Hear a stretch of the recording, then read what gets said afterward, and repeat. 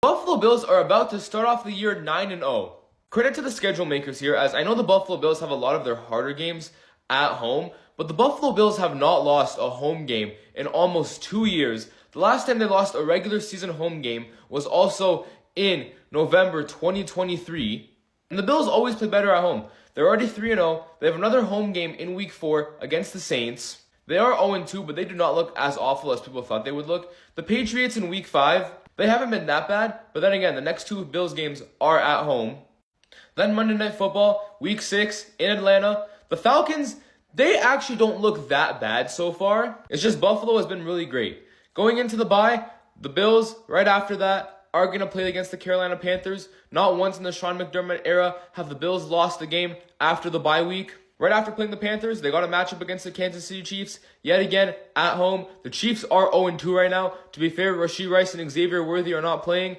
But the Buffalo Bills always win the regular season matchup against the Chiefs. Following the game against the Chiefs, the Bills do got the Dolphins in Miami. Now, by this time, I expect Miami to be in a complete rebuild. I expect them to have completely started over. And I know it's in Miami. At least the Bills aren't going to travel in Miami in September. At least they're going in November. 9-0 seems realistic. How about the rest of the way? As they play another Florida team with the Buccaneers. This one could be a push. It could go either way. I think I just got to favor Buffalo a bit more. Because like I said, they play great at home.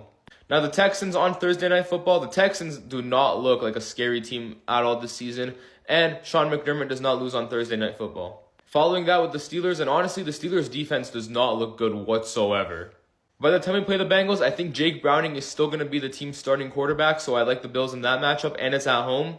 Then I think some pretty solid wins against both the Patriots and the Browns. The real test here is Week 17 against the Philadelphia Eagles, and this matchup could go either way here, but I think both teams very well could have a possibility of both having locked up the number 1 seed. If that's the case, that could just be a situation where a team does not feel like giving full effort, and it can go either way. Maybe Buffalo loses that one. Maybe Buffalo wins that one. That one can go either way, depending on which team has the 1 seed and which team has not locked up the 1 seed. Then I'm not too worried about Week 18 against the Jets to close out the year. So honestly, where I see it, I think the Buffalo Bills could finish off this year 15-2. But if they go undefeated, I would not be surprised whatsoever.